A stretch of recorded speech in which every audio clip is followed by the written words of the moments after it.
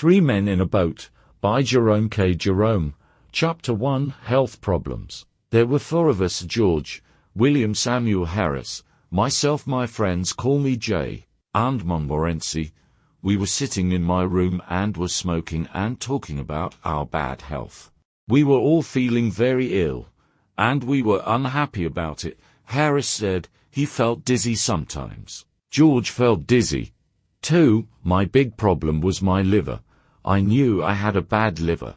I had read about all the symptoms of liver disease in a book. I had every symptom that was written. Every time I read about an illness, I realized that I have it. One day, I had a little health problem. I went to the British Museum library to read about it. After some time, I began reading about another illness. I don't remember the name now, but it was something terrible. I knew I had that terrible illness. 2. I began reading the book from the letter A to the letter Z. I had the symptoms of all the diseases in the book, except for one. I didn't have housemaid's knee. This made me a bit unhappy. Why didn't I have housemaid's knee too, with all the diseases I had? I knew my life was short. I tried to examine myself. I tried to feel my heart. I tried to look at my tongue. When I had walked into the library, I had been a happy, healthy man. When I left it, I was a very ill man. I went to see my doctor. He is an old friend. Whenever I think I am ill, he examines me and says I am fine. The doctor really must have practice. This time, I thought, he will get more practice with me than with 1,000 normal patients. After all, normal patients have only 1 or 2 diseases each. Well, what's wrong with you? He asked. I said, if I tell you what is wrong with me, you will die before I finish. Life is too short. I'll tell you what is not wrong with me. I don't have housemaid's knee, but I have everything else. I told him about what I had read at the library. He looked at me carefully. He listened to my heart and looked at my tongue. After that, he wrote a prescription and gave it to me. I put it in my pocket and went out. I didn't read the prescription. I took it to the chemist's and gave it to him. He read it and gave it back to me. He said, I don't have the things on the prescription. But you're a chemist, aren't you? I asked. He said, you're right, sir, I'm a chemist. I don't have a shop and a hotel. I read the prescription. It said, every 6 hours, pound of good, fresh meat, pint of beer, every morning, 10-mile walk. Go to bed no later than 2 o'clock each night and don't read books about things you don't understand. I followed the doctor's prescription. It saved my life. I now feel rather well, except for my liver problem. The main symptom of liver disease is a general feeling of sleepiness and no interest in working. I have suffered from this illness ever since I was a boy. Medical science was not advanced in those days. Doctors did not know that I had liver illness. They thought I was lazy. People called me a lazy little devil and said, go and do your work. They did not know I was ill with liver disease. Instead of giving me liver pills, they gave me blows on the head. Those blows were good for me, because after each blow I went to do my work. That old remedy worked better than a box of modern pills. That evening, George, William Harris and I sat in my room. We described our illnesses. I explained to George and William Harris how I felt in the morning. William Harris told us how he felt when he went to bed. Then George stood up and told us how he felt at night. George always thinks he is ill, but there is really nothing wrong with him. At that moment, Mrs. Poppets, the housekeeper, I served our dinner. We were not hungry. We ate some meat, onions and cake. We had no interest in food. We began talking about our illnesses again. We all knew that our illnesses were caused by too much work. We need a rest, said Harris. A rest and a change, George added. Our minds are tired from too much work. We must rest our minds. Let's go to the countryside. I said, we'll find a nice, quiet place, with no people. Harris said, oh, how boring. In the country everyone goes to bed at 8 o'clock. You can't even find a newspaper. If you want a rest and a change, then the best place is the sea. What a terrible idea, I said. A sea trip gives you seasickness. Who wants a whole week of seasickness? You leave on Monday and you're feeling well. On Tuesday you feel worse. Then on Wednesday you're really sick. On Thursday and Friday you're almost dead. On Saturday you can finally drink a few teaspoons of tea. On Sunday you can walk again and eat some food. Then on Monday you're happy, because it's time to get off the boat. So George said, let's go up the river. We'll have fresh air and quiet on the river. The hard work on the boat will make us hungry. So we'll enjoy our food. We'll be so tired at the end of the day that we'll sleep well. Harris said, you don't have any trouble sleeping, George. There are only 24 hours in the day, and you sleep most of that time. If you sleep any more, you're dead. However, I like your idea of a holiday on the River Thames. I liked it too. George was surprised that we both liked his idea. The only one who didn't like the idea was Montmorency, my fox terrier. He looked at us with his big eyes. You like the idea, but I don't. His face said, on the river there's nothing for me to do. I don't like looking at the trees. I certainly don't smoke. If I see a rat, you won't stop the boat so I can run after it. When I'm asleep, you'll probably rock the boat, and I'll fall into the river.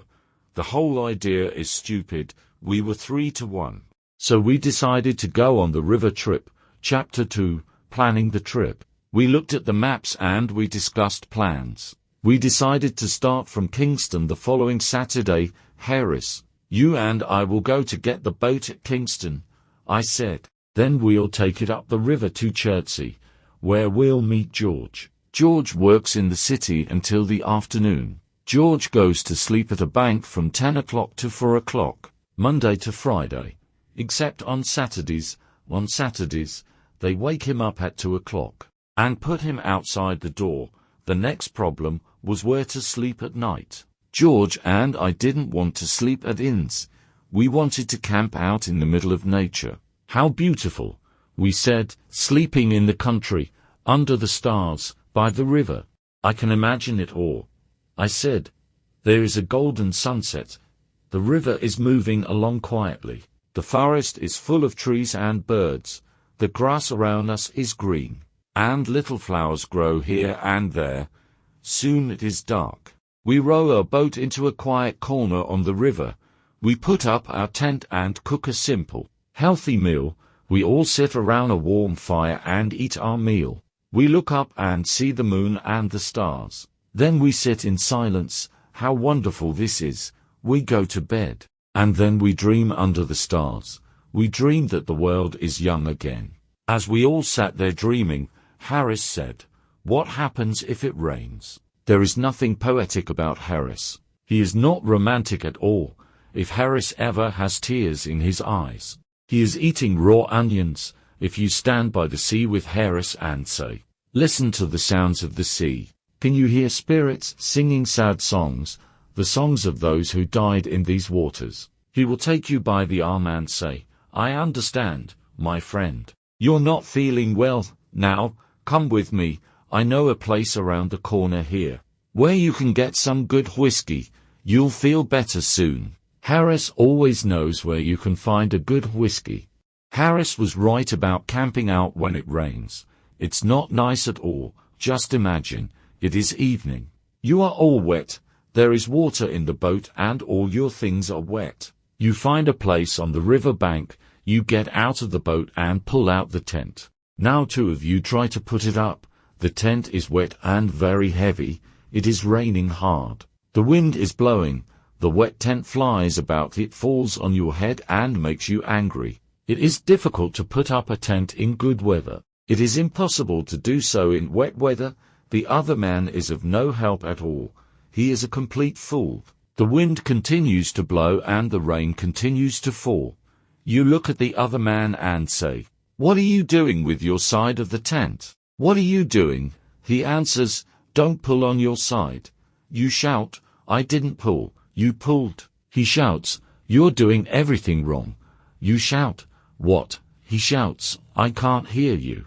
You don't know how to put up a tent. We'll never put up this tent, you say, at this point. The third man has pulled the boat out of the water. He is completely wet. He wants to know why the tent isn't up yet. Everyone is wet and angry. Harris was right. Camping out in rainy weather is not a good idea. We decided to camp out in good weather and sleep at an inn or a hotel in bad weather. Montmorency agreed with this decision. He likes inns and hotels. Montmorency doesn't like the quiet life. He prefers noise and confusion. He looks like a good, well-behaved dog, but he's not. When you look at Montmorency, you see an angel from paradise, in the form of a small fox terrier.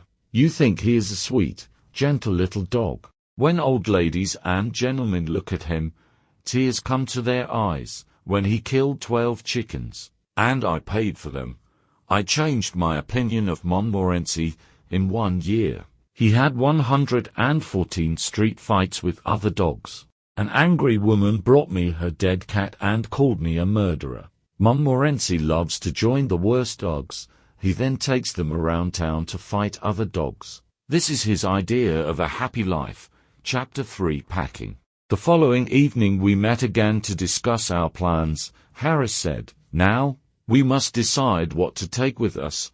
You get a piece of paper, Jay, and you get a pencil, George. I'll write the list." Harris is always like this. He tells everyone what to do, and he does nothing. My old Uncle Podger was just like Harris. When Uncle Podger did a job, everybody in the house helped. One day, Uncle Podger bought a picture. Aunt Podger asked, "Where can we put this picture?" "Leave it to me, don't worry about it. I'll do it all," Uncle Podger said. He sent one of the girls to buy the nails. Then he sent one of the boys to tell her the size of the nails. He sent Bill to get the hammer. And he sent Tom to get the ruler. "Now get me a kitchen chair, Jim. I need 2 people to hold the chair. Maria, come here and hold the light. Tom, come here and give me the nail." He finally had the nail in his hand, but it fell on the floor. Everyone looked everywhere for the nail. When someone finally found it, Uncle Podger lost the hammer. "Where's the hammer? Where did I put the hammer? Help me find the hammer." When we found the hammer, he lost the place on the wall to put the picture. So each one of us climbed up on the chair to look for the place. Each one thought it was a different place. When Uncle Podger climbed up on the chair, he fell on the piano. Aunt Podger was very angry. She said, "The next time you put a picture on the wall, please tell me. I'll go and spend a week with my mother." Uncle Podger tried again and again. At midnight, the picture was on the wall. However, it was not straight. The wall was dirty. Everyone was tired and unhappy. Uncle Podger looked at the picture and said, "It was such an easy job." I told Harris, "You get the paper and pencil. George will write the list, and I'll do the work." The first list was too long. We threw it away. We started another list. In order to travel to the north part of the River Thames, we need a small boat, George said. With a small boat, we can carry only necessary things. We won't take a heavy tent. We can put a canvas cover over the boat at night. It will be like a little house, warm and comfortable. We made a list of all the clothes we needed. George said he knew everything about the right clothes for a trip. We discovered later that this wasn't true. We talked about food next. George said, "Let's continue with breakfast. For breakfast we'll need a frying pan." "That's quite difficult to eat," Harris said. Smiling, "Stop being stupid, Harris," I said. "Let's continue," said George. "We'll need tea, sugar, eggs, bacon, bread, butter and jam. For lunch, we can take biscuits, cold meat, and fruit, but no cheese. The smell of cheese is too strong. After a day or 2, everything will smell of cheese. For dinner, we can take meat pies, fruit pies, tomatoes and green vegetables. This good food will keep us healthy," George said. "We didn't take wine or beer, because they both make you sleep," George continued. "We'll also need a teapot, a pan and a camping stove. We don't want a paraffin oil stove though. No, not a paraffin oil stove. I said, we once took a paraffin oil stove. It was horrible. The smell of paraffin oil was everywhere. The river smelled of paraffin. The wind smelled of paraffin. Even the sunset smelled of paraffin. When we visited the town of Marlow, it smelled of paraffin. Too, even the church of Marlow smelled of paraffin. The countryside, for miles around, smelled of paraffin. We decided never to take a paraffin oil stove again. The next day we bought everything we needed. We met in the evening to pack our suitcases. We got a large suitcase for the clothes, and 2 large hampers for the food and utensils. I am very good at packing. Packing is one of those things that I do best. I'll organize the packing, I said to George and Harris. They agreed. George sat in the armchair and Harris put his feet up on the table. This was not what I had intended. I wanted to organize the packing, not do it.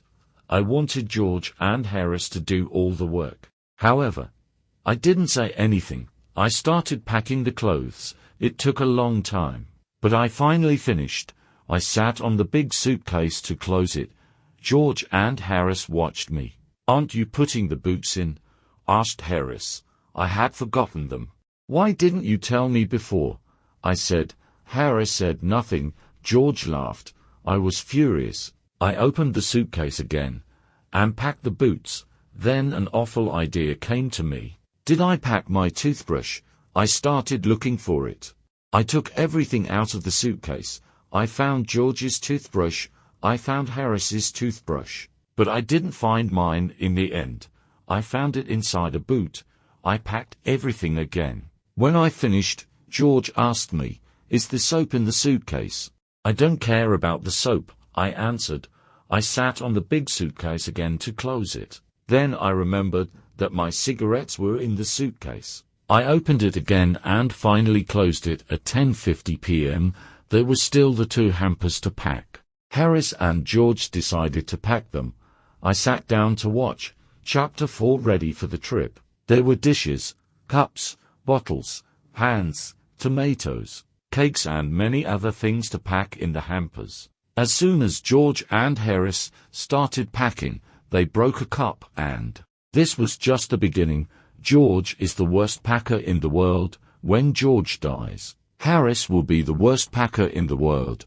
They walked on things and broke them. Harris put a big jar of jam on top of a tomato and crushed it. George stepped on a big packet of butter, and Harris sat on it. Soon there was butter everywhere. They packed the pies in the hamper, then they put heavy things on top of them. The pies were crushed, just like the tomato. In the middle of all of this, there was Montmorency, of course. He put his leg in the sugar, and soon there was sugar everywhere. He ran away with the teaspoons. He pretended that the lemons were rats, and killed 3 of them. This was Montmorency's idea of fun. At 1 in the morning, the packing was finished. We were ready for bed. George said, "What time shall I wake you up?" Harris said, 7 o'clock. I said, 6 o'clock. "Wake us up at 6:30, George," we said. It was Mrs. Poppets who woke me up the next morning. "Do you know that it's nearly 9 o'clock?" "What?" I shouted, as I jumped out of bed. I woke up Harris and George. We began to get ready, and we remembered that we had packed our toothbrushes. So we went to get them out of the suitcase. This was not an easy job. At last, we were ready to eat breakfast. While we ate breakfast, George read the newspaper. He told us about the people killed on the river, and about the bad weather report. George went to work, and Harris and I finished our breakfast. That morning, Montmorency invited 2 of his friends to the house. They fought most of the time. When we were finally ready, we carried our luggage to the road. We waited 20 minutes for a taxi. Taxis usually come every 3 minutes. A crowd of people was watching us. They looked at us, at Montmorency, and at Montmorency's friends. They looked at all our luggage, a big suitcase, a small bag, 2 big hampers, some pans, some umbrellas, 5 coats and raincoats. At Waterloo Station, we took the 11:05 train to Kingston. At Kingston, Our boat was waiting for us below the bridge. Harris and I put our luggage in it. We got on the boat happily, but Montmorency was worried. Harris took the oars and we started our 2-week trip on the River Thames. Harris was wearing a red and orange blazer. It was a beautiful, sunny day. We were enjoying the first moments of our holiday. When we passed Hampton Court Palace, Harris asked, "Have you ever visited the maze here?" He said he had gone into the maze once to show a friend. He studied a map of the maze before going in. He knew it was very easy to get out again. Harris said to his friend, "We'll go in and walk around for 10 minutes, then we'll come out and have lunch. It's very easy. Take the first turn to the right each time." In the maze, they met some people who had been there for 45 minutes. They wanted to get out because they were lost. Harris said, "Follow me.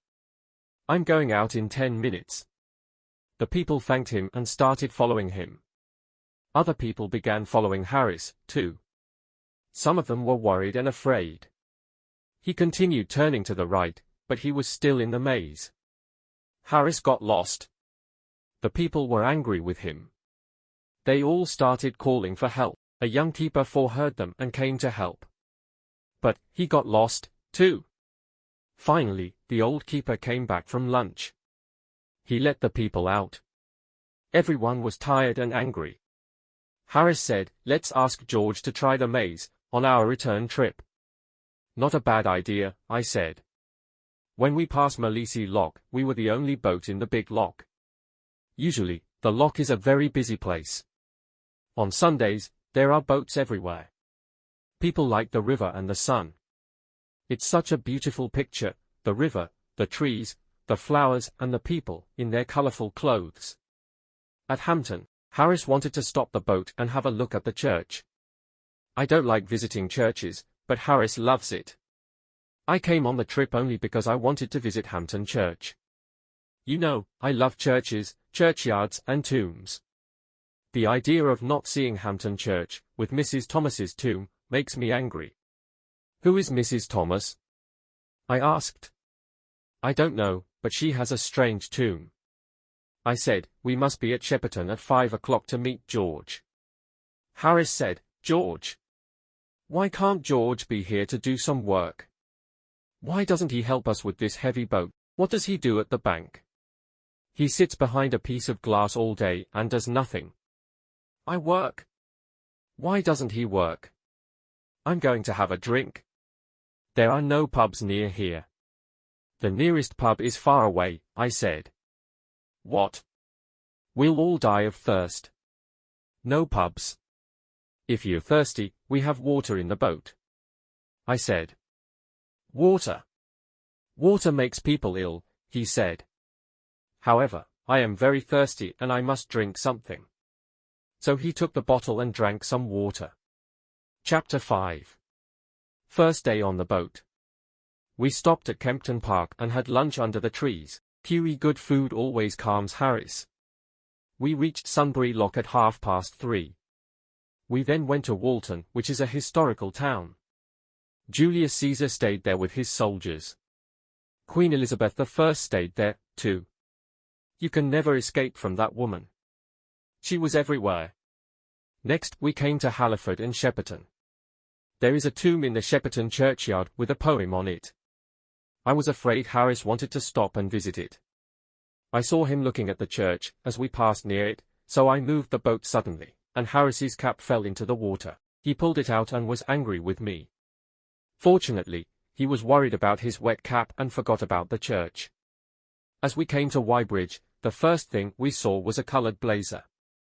When we got closer, we saw that George was inside the blazer. Montmorency started barking furiously. Harris and I shouted loudly. George waved his cap and shouted, too. The lockkeeper I ran out, because he thought someone had fallen into the water. When he saw that no one was in the water, he returned to his work. Now that George was on the boat, we decided to make him work. He did not want to work, of course. I had a bad day at the bank, George said. Harris, who is a little cruel, said, now you're going to have a bad day on the river. A change is good for you. It's healthy. Come on, Get out of the boat and TOW. George didn't know what to say. After a moment, he said, "It's better if I stay here and prepare tea. It's very difficult to prepare tea, and you look tired." We didn't answer. We gave him the rope. He started walking and pulling the boat. I remember that George once saw a young couple who were walking by the side of the river. They were pulling a rope behind them, and they were talking. They didn't notice that there was no boat at the end of the rope. They had probably had a boat at the end of the rope when they started. But they had lost it. When George saw this, he took the rope out of the water. Then he tied it to his own boat. So, the young couple towed George and his 3 fat friends up to Marlow. When they looked back, they saw that they were towing a boat that was not theirs. The young man was surprised and angry. The young lady said, "Oh, Henry, where is Aunt Mary?" No one knew what happened to Aunt Mary. The most exciting thing is to let girls tow your boat. You always need 3 girls. 2 of them hold the rope. The third one runs around and laughs all the time. When they are finally ready to pull, they start running. They pull the boat too fast, and they are soon tired. They sit down on the grass to rest and laugh. While they rest, your boat goes out into the middle of the river. "Oh, look," they say, "the boat's gone to the middle of the river." They laugh, jump up and start pulling it again. Then one of them decides to stop, because she needs her hat. Then another wants her red shawl. Now one of them needs a comb for her hair. The other wants her handkerchief. This goes on for most of the afternoon. It is never boring when 3 girls tow a boat. George towed us to Penton Hook. We stopped there and decided to spend the night on the boat. We found a pretty place. We tied our boat to a big tree. We were all hungry and we wanted to eat. However, George said, "No, let's put the canvas cover on the boat first. It will only take a few minutes." It looked simple, but it wasn't. There were 5 metal rods. You put them into special holes in the side of the boat. I didn't think this was dangerous work, but it was. I'm surprised that we are still alive to tell the story. First of all, the metal rods did not go into their holes. We jumped on them, kicked them and pushed them. When the rods were in their holes, we tried to put the canvas cover on the boat. George took one part of the cover. He tied it at the front of the boat. Harris stood in the middle to help George with the cover. George did his job well, but Harris was completely confused. After 10 minutes of hard work, Harris was inside the cover. He was fighting to get out. He accidentally knocked George down. Now George was inside the cover, too. They fought with the cover. I heard some very bad words. I thought the job must be very difficult. I didn't understand what was happening. George and Harris had told Montmorency and me to stand at the back of the boat. We did exactly that. We waited quietly. We saw the cover moving violently, but we thought this was the correct method. After a long time, we heard George shout, "We can't breathe under here. Why don't you help us, you idiot?" When someone calls for help, I always answer. I went to help them. Poor Harris, his face was almost black. Chapter 6. Harris makes scrambled eggs. As soon as the cover was in place, we started to prepare supper. We wanted some hot water to make tea. We put the tea kettle on the stove. We pretended that we were not interested in the water. We wanted the water to think that we did not care about it.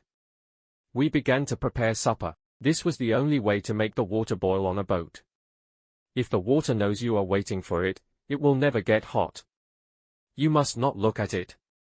It's a good idea to shout, "I don't want any tea." Do you, George? George shouts back, "Oh, no. I don't like tea.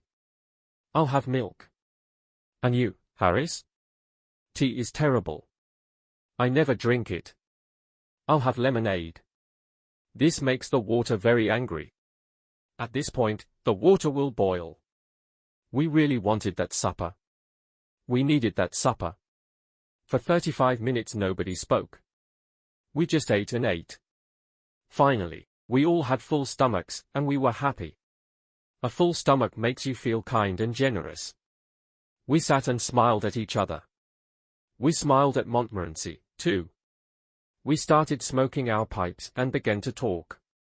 We went to bed at 10 o'clock. I didn't sleep well. I wasn't comfortable in the boat. I woke up at 6 o'clock the next morning, and George did, too. There was no reason to wake up so early. We were on holiday. Why did we wake up so early? It never happens to us when we're working. We decided to wake up Harris. This was hard work.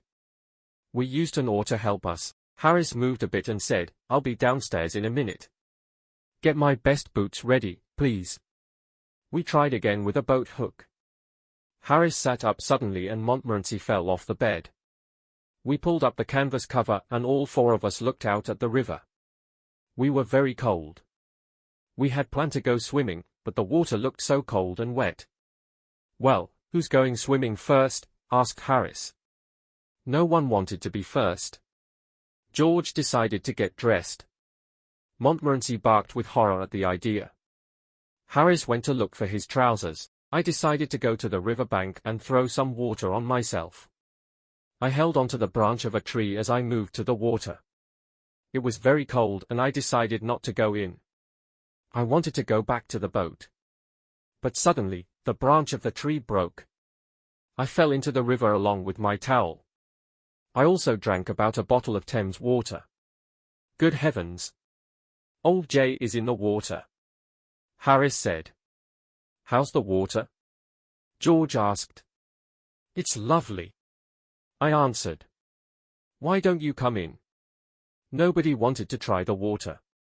When I got back to the boat, I was very cold. I wanted to put on my shirt, but it fell into the river. This made me angry. George started laughing. "I don't see anything to laugh at," I said. George laughed even more. I never saw a man laugh so much. I was cold and furious. I was trying to get my shirt out of the river. George was laughing louder and louder.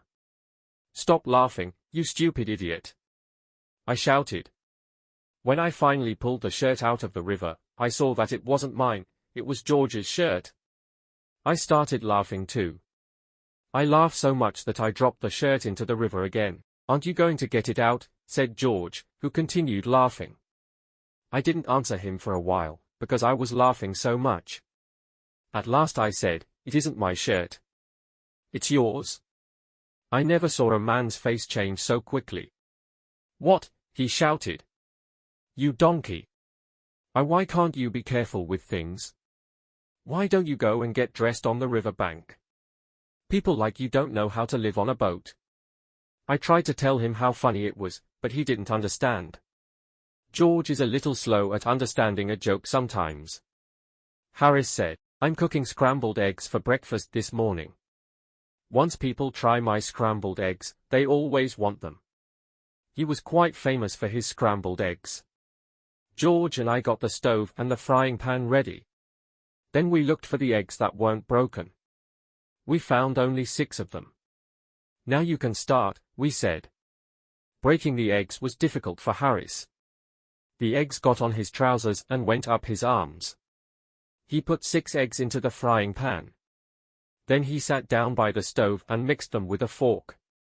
George and I saw that it was difficult work. Harris often burned his fingers. Then he danced around the stove. He waved his hands in the air and shouted. George and I thought that this was an important part of his cooking method. We didn't know what scrambled eggs were. We thought they were some sort of Red Indian food, and, to cook them correctly, it was necessary to do special dances with magic words. Montmorency went to put his nose over the frying pan once, and burned himself.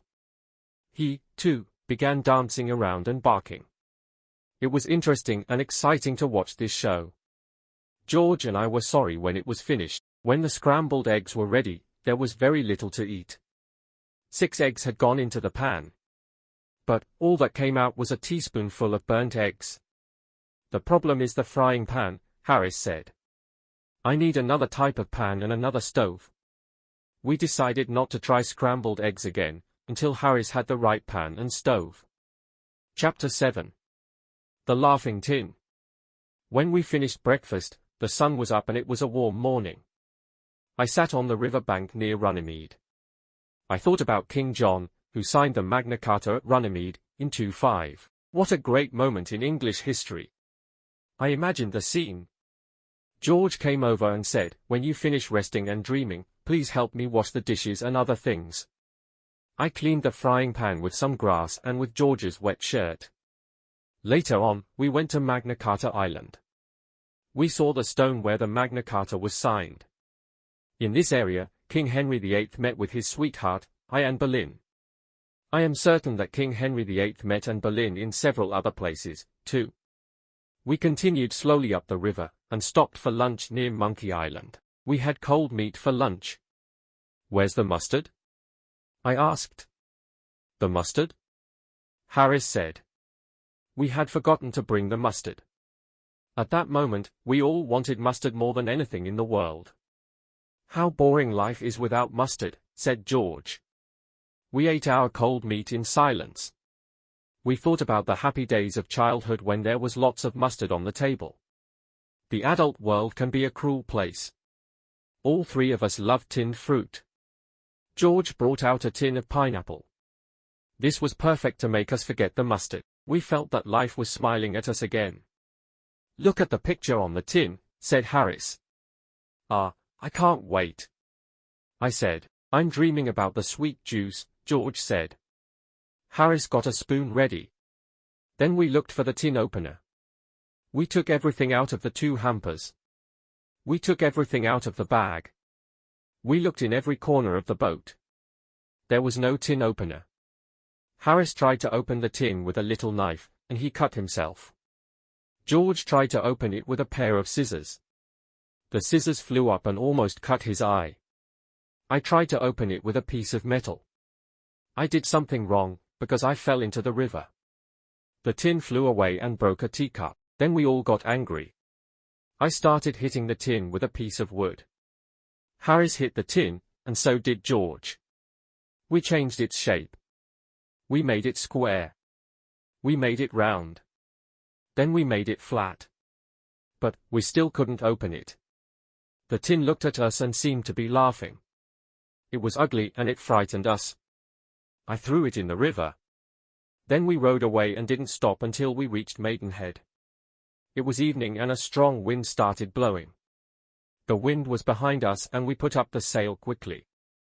The wind blew and the boat flew up the river. I was steering either boat, and George and Harris were enjoying the trip. Sailing is exciting. It's almost like flying. You feel that you are part of nature. We were alone and we flew along the river. Far in the distance, we saw a small fishing boat. There were 3 fishermen in it. The sun was going down, and there was a red light on the water. The river seemed magic. It was like a dream. We felt that we were sailing into a strange land. We did not sail into a strange land. We sailed straight into the fishing boat with the 3 old fishermen. At first, we didn't know what was happening. But, when we heard the bad words that came from the other boat, we knew we were near people. We also knew that those people were not happy. The 3 old fishermen fell off their seats. There were fish all over them. They slowly tried to get up. As they did this, they cursed us. They didn't curse us with common curses. They used long, special curses. They also cursed our parents, families, friends, neighbors, pets and jobs. These curses were for the present and the future. Harris stood up and said, "Be thankful for a bit of excitement in your lives. Your lives must be so boring, just sitting and fishing all day. My friends and I are very unhappy to hear men of your age use such bad words." The 3 old men did not agree with Harris. "I'll steer the boat now, Jay," said George. "An intelligent man like you must do better things. Leave the steering to me, before we all drown." Chapter 8. Montmorency meets a cat. At Marlow, we left our boat by the bridge. We spent the night at the Crown Hotel. The next morning we went swimming before breakfast. On the way back, Montmorency met a cat. Montmorency and I don't agree on cats. I like cats. Montmorency doesn't. When I meet a cat, I stop and say hello. I pet it gently.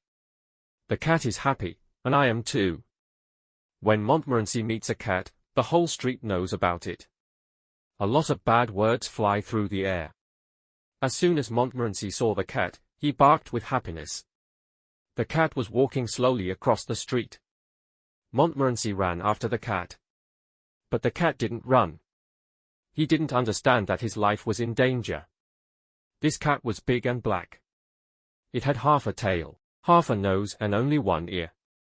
It was a clever street cat. Montmorency is a courageous dog, but the cold eyes of that cat terrified him. The cat stopped in the middle of the road and looked at Montmorency. Neither spoke, but the conversation was probably like this. Cat, yes. You want me? Can I do anything for you? Montmorency, no, no thanks. Cat, if you really want something, please tell me. Montmorency, walking backwards, oh, no, not at all. Don't disturb yourself. I'm afraid I made a mistake. I thought I knew you. Sorry I disturbed you. Cat, not at all, it's a pleasure. Are you sure you don't want anything now? Montmorency, still walking backwards, no, thanks. Nothing at all, thanks. Very kind of you. Good morning. Cat, good morning. The cat got up and walked away. Montmorency came back and followed us quietly. He was silent all day long. To this day, if you say the word, cats, to Montmorency, he'll stop walking. Then he'll look up at you, as if to say, please don't. After this, we did our shopping, returned to the boat and continued our trip up the river. At Hambledon Lock, we discovered that we had no water. We went to the lockkeeper to ask for some. George spoke for us. With a friendly smile he asked, may we have some water, please? Certainly, said the old lockkeeper. Take as much as you want, and leave the rest. Thank you very much, said George, looking around. Where is the water? It's where it always is, said the lockkeeper. It's behind you. George turned around and looked. I don't see it. What? Where are your eyes? The lockkeeper said. He took George's arm and turned him around. Oh?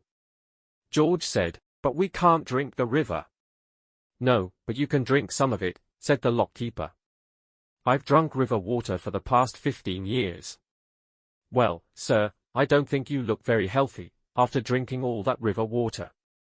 But thank you anyway, George said. We left the lockkeeper's place and we found some water at another house. We towed the boat past Henley and stopped near Wargrave for lunch. We were sitting in a green field near the river. Harris was cutting a meat pie. George and I were waiting with our dishes. I need a spoon, said Harris. The hamper was behind us. George and I both turned around to get a spoon. In 5 seconds, we had the spoon. When we turned back, Harris and the meat pie were gone. Disappeared. It was a wide open field. There were no trees nearby. Harris did not fall into the river, because the river was far from us. George and I looked all around. Then we looked at each other. Has he gone up to heaven? I asked. Angels don't take meat pies to heaven, George said. You're right. I agreed. Then there has been an earthquake, George said. I'm sorry he had the meat pie with him. Sadly, we looked at the place where Harris and the meat pie were sitting. Then, with horror, we saw Harris's head, only his head. It was in the grass. His face was red and furious. George was the first to speak. Say something. Are you dead or alive? Where is your body? Oh, don't be an idiot. Harris shouted. I think you made this happen. You told me to sit there. It's your stupid joke. Here, take the pie. Harris didn't know it, but he had been sitting next to a big hole. The long grass covered it. He fell into the deep hole without knowing anything. At first, he thought that it was the end of the world. Harris still thinks that George and I planned it all. Chapter 9. Fighting Swans. After lunch, a gentle wind pushed us up the river past Wargrave and Shiplake. We got out of the boat at Sunning and walked around the village. Sunning is a lovely village. Everything is clean and beautiful. Each house is covered with roses. We decided to return to one of the Shiplake Islands to spend the night. George said, "Let's have a special supper tonight. Let's make an Irish stew. We can put everything into one big pan." "What a wonderful idea," Harris and I said. "I'll get the wood and make a fire," George said. "You two can peel the potatoes." This was a very big job. We were happy and excited. But when we peeled our first potato, we understood that this was not exciting, it was hard work. The first potato we peeled looked like a pea. George looked at it and said, "No, no, no. There's no potato left. Do it like this." We worked hard for half an hour, but we peeled only 4 potatoes. We refused to continue. "Well, just put the potatoes in without peeling them. Let's add some carrots and other vegetables. Look in the hampers and take out all the pieces of old food. We'll put them in the stew. You can put anything in a stew." We found half a pork pie, a tin of fish and a few broken eggs. We added these to the stew. Montmorency watched us carefully and then left. After a while, he returned with a dead rat in his mouth. He wanted to add something to the stew, too. We discussed it first. Harris said, "It's all right to add the dead rat, it will be mixed with the other things. A stew needs many ingredients." George said, "Well, I don't want to try anything new. Maybe next time." "I'm sorry, Montmorency." Harris said, "If you never try anything new, you'll never discover things. It's men like you, George, who slow down the progress of our world." George didn't listen to Harris. The stew was a great success. It was delicious, excellent in every way. We all really enjoyed it. After the Irish stew, George and I decided to go to Henley for an evening walk. Harris wanted to stay on the boat and drink a whiskey. When we returned to the boat, Harris was sad and confused. "What happened to you, Harris?" "Swans," he said. We had left the boat near a swan's nest. When George and I were in Henley, Mrs. Swan came back to the nest. She started to shout at Harris. Harris frightened her away. She went to get her husband, Mr. Swan. Harris had a terrible fight with these 2 swans. Harris finally won the fight. However, half an hour later, Mr. and Mrs. Swan returned with 18 other swans. There was a horrible fight. The swans attacked Harris and tried to pull him off the boat. They wanted to drown Harris and Montmorency. Harris fought with courage for 4 hours. In the end, the swans slowly swam away to die. "How many swans were there?" George asked. 32, said Harris, who was sleepy. "But you said 18 before," George said. "No, I didn't. I said 12. Do you think I can't count?" We never discovered the truth about the swans. We asked Harris about it the next morning. He said, "What swans?" He thought that George and I were dreaming. That night Harris had trouble sleeping. He woke me up about 12 times during the night. He was looking for his clothes. George woke up, too. "Why do you need your trousers? It's the middle of the night," George said. Later, Harris was looking for his shoes. Then he asked for his socks and his umbrella. We woke up late the next morning. We had a small breakfast and we were ready to go. We agreed that we would row the boat, and not tow it. Harris said, "George, you and Jay can row. I'll steer." I didn't like this idea, and I said, "No, Harris. You and George row, so that I can rest." I was doing too much work on this trip. I always think that I work too much. It's not because I don't like work. I love it. I find it very interesting. I can sit and look at it for hours. You can't give me too much work. I like collecting it. My office is full of it. I'm very careful with my work, too. Some of the work in my office has been there for years. It is in perfect condition. It isn't dirty or anything. That's because I take good care of it. Harris said, on this boat, I'm the only one who works. George said, you do nothing but eat and sleep, Harris. I'm the only one who works. You and Jay are very lazy people. Harris laughed and said, George. Work? Have you ever seen George work? I agreed with Harris, George never worked. How do you know if I work, Harris? You're always sleeping, except at meal times. Have you ever seen Harris awake, except at meal times? George asked me. I agreed with George. Harris worked very little on the boat. Oh, please? I do more work than old Jay, Harris said. Well, it's difficult to do less work than old Jay, George added. Old Jay thinks he's a passenger and doesn't need to work, Harris said. After this discussion, I said to Harris, you and George row the boat up to Reading. At Reading I'll tow it. Chapter 10. 3 men out of a boat. We reached Reading at about 2 o'clock. The river here is very dirty, so we moved on to Streatley. We stayed at Streatley for 2 days. We took our clothes to a laundry woman. We had tried to wash them in the river, as George told us. The river was so dirty that our clothes collected all the dirt from the water. The river became cleaner, but our clothes became dirtier. The laundry woman was very surprised to see such dirty clothes. She looked at them and said, this will cost you 3 times the usual price. We agreed and paid her. The river near Streatley and Goring is excellent for fishing. It is full of different types of fish. Some people sit and fish there all day. However, they never catch any fish.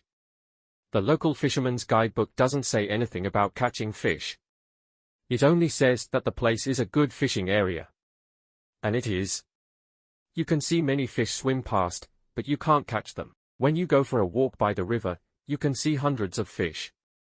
They come and stand half out of the water. Their mouths are open for bread.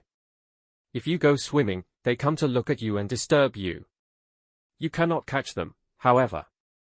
We passed by Wallingford and Dorchester. Both are ancient British towns. In the days of the Roman Empire, the Romans camped here and built fortifications. We spent the night at Clifton Hampton, which is a pretty village. We finally arrived at Oxford and spent 2 excellent days there.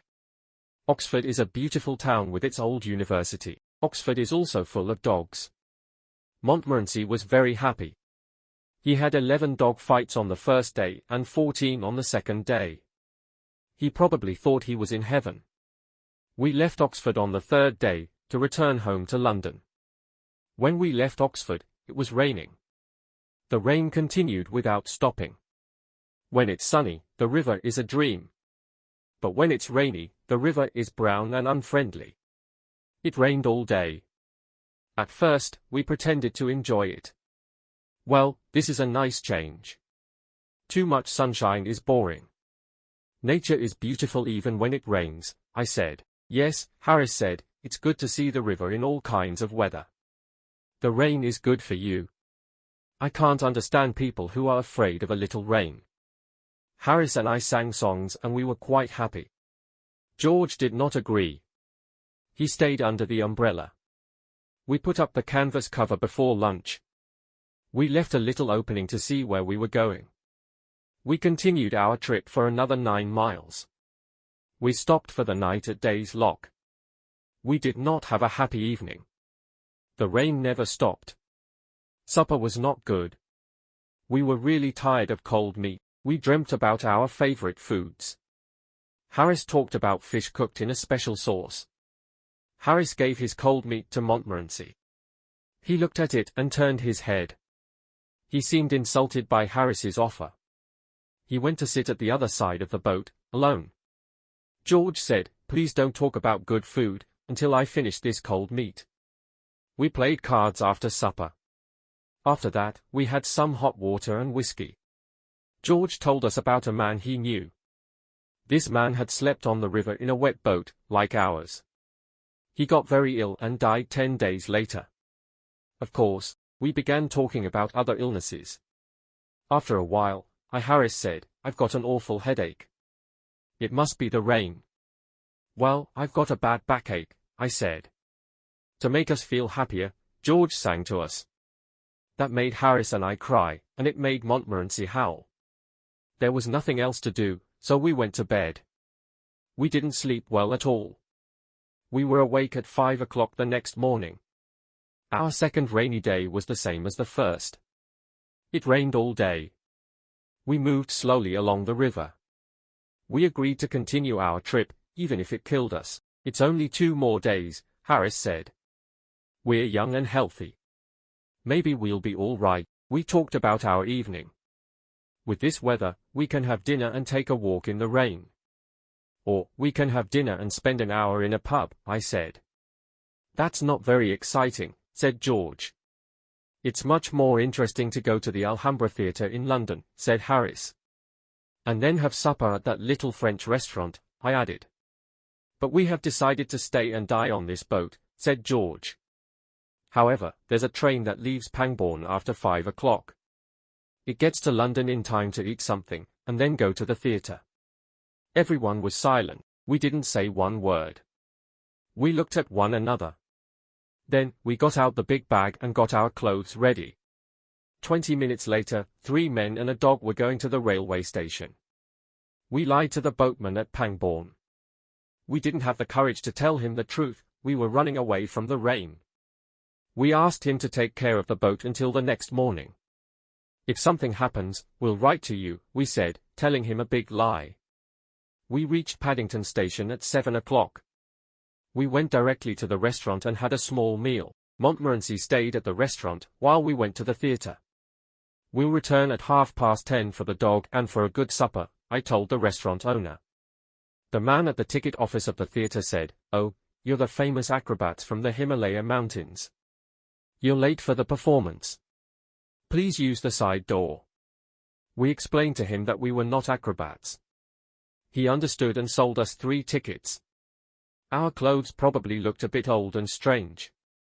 At the Alhambra Theatre, everyone looked at our clothes and smiled. Some people laughed. After the theatre, we went back to the restaurant. We enjoyed our delicious supper. After 10 days of eating cold meat, we were thankful for this supper. We ate it without speaking. Then we sat back and felt happy and kind. Harris, who was sitting next to the window, pulled back the curtain. He looked at the wet street. It was rainy and dark. The wind was blowing. A few people walked past under their umbrellas. Harris took his glass and said, "Well, we had a good trip, and I say thank you to old Father Thames.